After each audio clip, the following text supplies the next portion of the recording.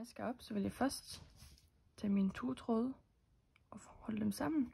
Så vil jeg tage tråden rundt om mine fingre per 2 gange per 10 masker, jeg skal slå op.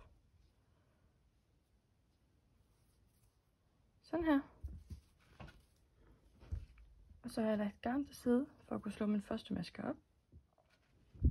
Min første maske slås op ved at holde mit garn sådan her. Og folde det over en gang. Og så henter jeg den her tråd igennem løkken. Så lavede jeg min første maske. Den placerer jeg så på pinden. Og for at slå de resterende masker op, så vil jeg holde begge tråde i min hånd med min lillefinger og min ringfinger. Og så vil jeg bruge min tommel og min pegefinger til at sprede de her 2 tråde. Så vil jeg tilte min hånd. Så vil jeg bruge min strikpind til at tage den her tråd og hente den bagerste tråd og tage den igennem den her løkke og stramme til. Og sådan slår man masker op. Jeg vil stramme maskerne, men ikke for meget, sådan at de ligger løst på pinden. Jeg har nu slået det rigtige maskeantal op, og jeg skal til at strikke rundt. Det betyder, at jeg skal strikke den første maske, jeg slår op, så det kan blive ved med at strikke rundt på rundpinden. Men før jeg gør det, så placerer jeg lige en maskemarkør, som markerer omgangens begyndelse. Og så er det også meget vigtigt at tjekke, at maskerne ikke er snudet, men at de alle sammen ligger den rette vej.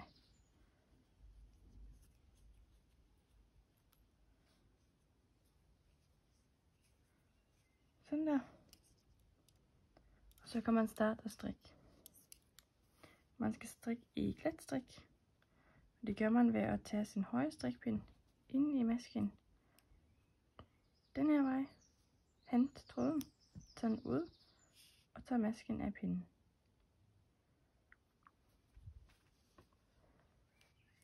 Så det gentager jeg bare hele omgangen.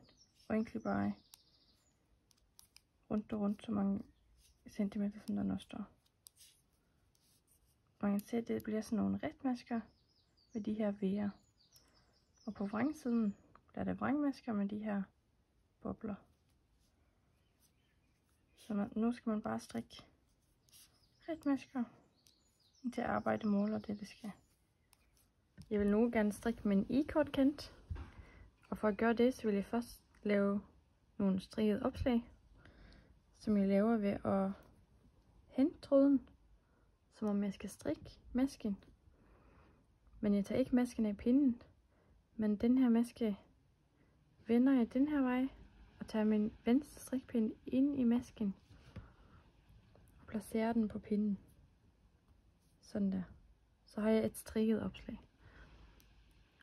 Og det gentager jeg. Tager min højre strikpind ind i masken, henter tråden, så tager min venstre strikpind ind i masken fra den her side, og tager den hen på pinden. Jeg er sikker med, at jeg ikke gør det for stramt, men at det bliver løst. Det gør jeg indtil jeg har 4 strikkede opslag. Så her har jeg min maske, og så har jeg 4 masker efter det. Og så vil jeg starte på min i-kortkant. Og i-kortkanten strikkes ved at man først strikker 3 masker ret. Og så laver jeg en indtagning, en drejet indtagning ved at gå ind i det bagerste maskeled. Og med min højre strikpind ind i begge de her masker, den første og den anden maske, og henter tråden. Så er maskerne af pinden. Så vil jeg placere maskerne tilbage på min venstre strikpind. Og det skal man gøre den samme vej, som de ligger på pinden. Sådan der. Så kan jeg igen strikke maskerne ret. 3 masker ret. Og en drejet indtagning. Og sådan gentager jeg bare hele omgangen. Jeg har nu lavet min i-kortkant færdig, og jeg er kommet til min omgangs begyndelse igen. Og det jeg nu vil gøre, det er at lukke maskerne af. Så i stedet for at strikke i-kort, så vender jeg min i-kort sådan her. Og så strikker jeg maskerne vrang ved at strikke 2 masker vrang. Og derefter lukke maskerne af ved at bruge min venstre strikpind til at løfte en første maske over den anden maske. Og det gentager indtil alle maskerne er lukket af. Ryd garnet og træk garnet igennem den sidste maske. Og stram til. Så har jeg aflukket min i-kortkant, og jeg kan sy den sammen med i-kortkantens start. Og så syr jeg de her 2 kanter sammen.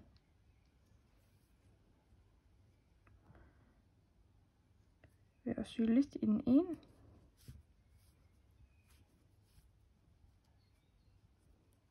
Sy den fast med den anden kant.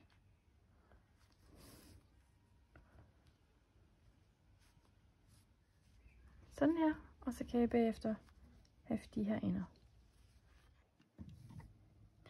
Jeg vil gerne sy bunden af min taske sammen, så jeg har vendt tasken på vrangen. Og så har jeg fundet min opslagsstart, her hvor jeg har min tråd fra opslagskanten. Den skal så være i den ene side, og så skal jeg lægge min kant mest muligt lige. Jeg vil gerne være helt sikker på, at jeg syr den lige, så jeg placerer nogle maskemarkører.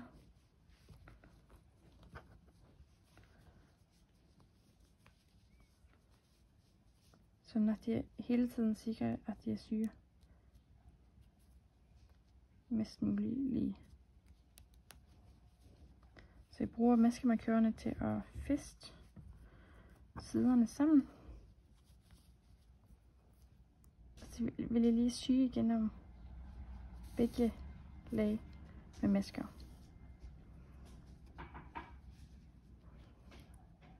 Og det bliver jeg ved hele vejen langs bunden af tasken.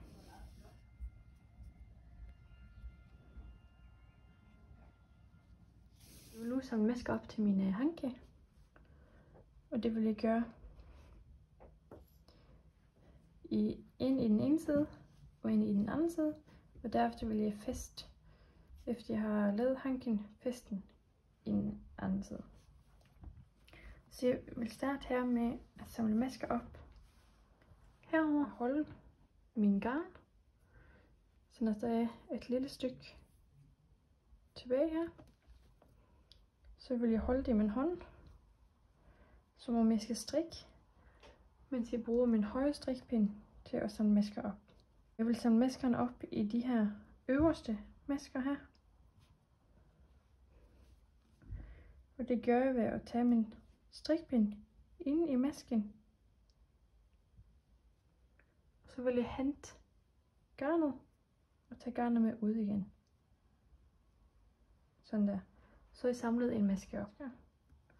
Og det fortsætter jeg indtil jeg har 5 masker.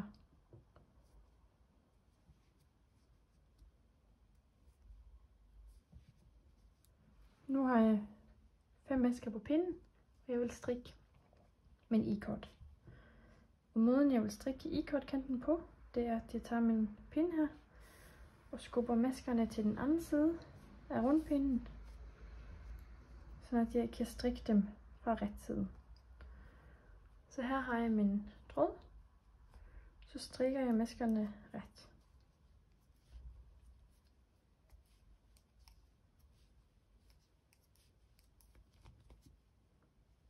Og så skubber jeg igen maskerne til den anden side af pinden. Og endnu en gang strikker maskerne ret. Og det bliver jeg ved, indtil min i-kortkant måler så mange centimeter, som den nu skal måle. For at lukke min i-kortkant af, så vil jeg strikke 2 masker ret. Og derefter bruge min venstre pind til at løfte den første maske over den anden maske. Så strikker jeg en maske mere, og igen løfter den første over den anden. Det bliver jeg ved, indtil alle maskerne er lukket af. Så trækker jeg den sidste maske ud, og trækker tråden igen. Så er den lukket af, og jeg kan sy den fast. Når jeg vil sy min hank fast, så sikrer jeg først, at den ikke er snoet. Sådan at jeg syr den uden at den er snoet. Så tager jeg min tråd på en ølnål. Og så syr jeg den fast i den øverste række med masker. Den samme, som man samlede masker op i den her side. Så den her række med masker. Så jeg starter i den ytterste her. Sådan her. Og så vil jeg gå ind i en maske på tasken. Og så vil jeg sy ind i masken på hanken. Sådan her. Ikke igennem, men kun igennem maskerne den her vej. Det giver det flotteste resultat. Så går jeg ind i næste maske og gør det samme. Syr ind i masken den der vej. Og det bliver jeg ved, indtil alle maskerne er syet. Når den er nu syet fast, så gør jeg ind på bagsiden. Så sikrer jeg for at sy gennem maskerne en gang til.